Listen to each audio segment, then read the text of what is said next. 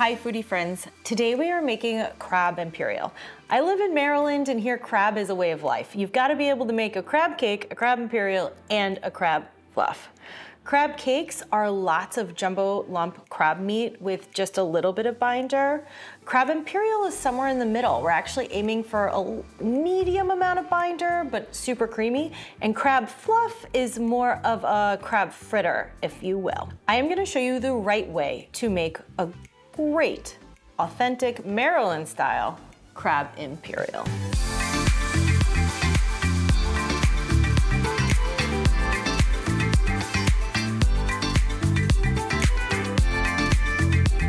Let's start with the most important ingredient, the crab, right? So we've got jumbo lump crab here. These large, buttery, tender, and soft nuggets of crab are pretty expensive.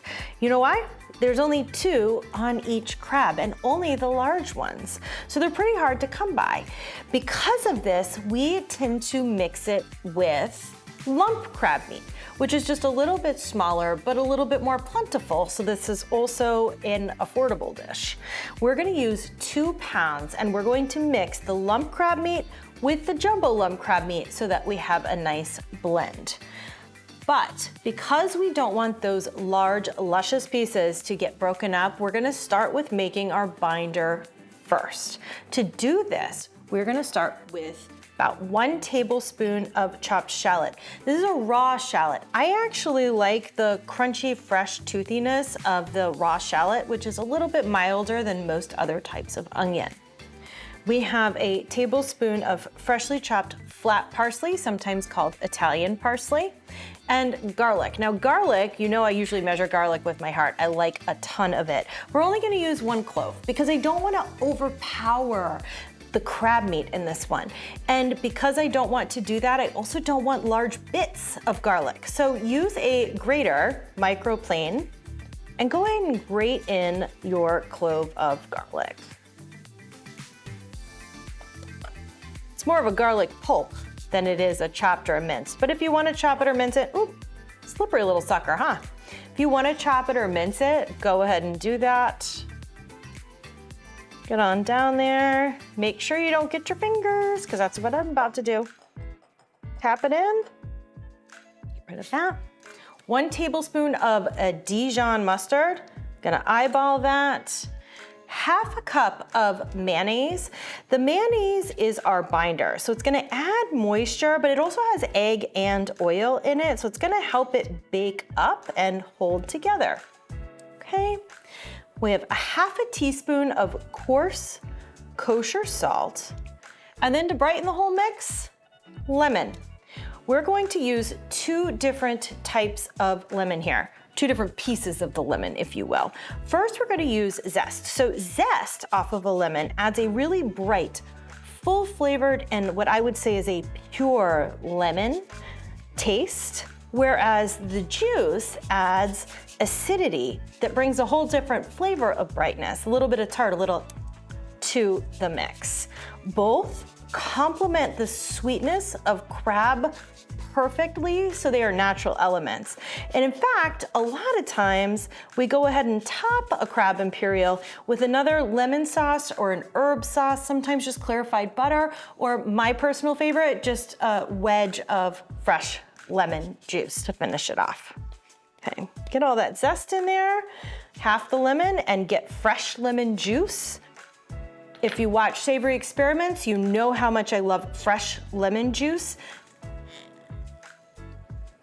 We only need about 1 tablespoon, so I'm only gonna squeeze out 1/2 of one. This was a really large lemon. You can use your best judgment there.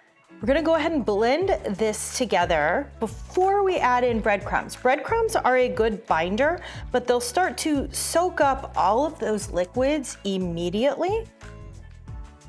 So get these nice and well mixed.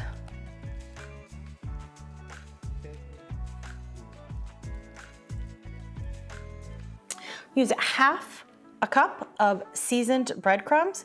These are an Italian style breadcrumb. You can use a panko, you can use plain, but if you do use plain, I highly suggest you add about a fourth to a half a teaspoon of dry Italian seasoning.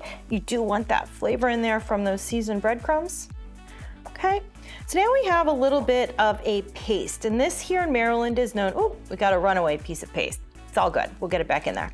This is known as the binder, and in Maryland, sometimes we also call that the filler. And it's fine, we need a little bit of that to hold all of these glorious pieces of crab meat together.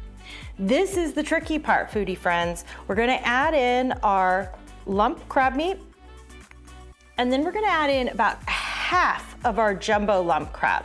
Okay, so reserve about a half of those little nuggets there. I'm gonna call them our golden nuggets. And very carefully fold this together. The reason being that we don't want all those big pieces of crab to break apart. It doesn't look like a lot here, but that binder is going to mix on in. Some people use their hands, and for crab cakes, I definitely use my hands. Losing all my binder off the sides. I'm gonna have to get that back in there, wrangle it all on in. Gonna get it fairly evenly mixed. My Crab Imperial doesn't have as much mayonnaise in it as a lot of others do, and I like it to be mounded on top. I don't want it super flat. So I have a casserole dish. I'm gonna spray it up with cooking spray, nonstick cooking spray. Whoop. Spray it and transfer the crab mixture into the dish.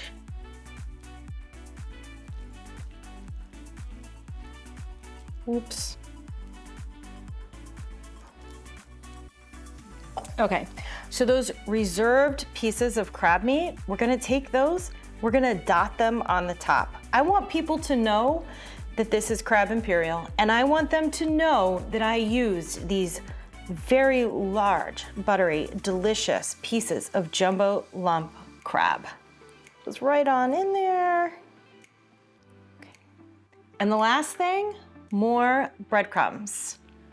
About a tablespoon or two. You can eyeball this. Some people like more. I again don't want to overpower that crab. Okay. We are gonna pop this in the oven at 350 degrees for 15 to 20 minutes until it's warmed through and all of those breadcrumbs are a golden brown.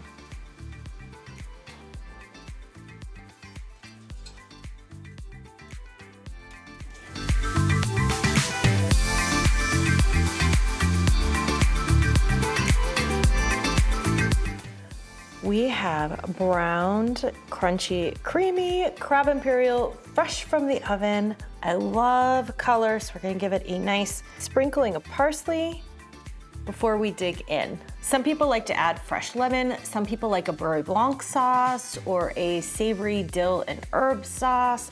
You can eat it just as is. It's really up to you. So let's see how we did.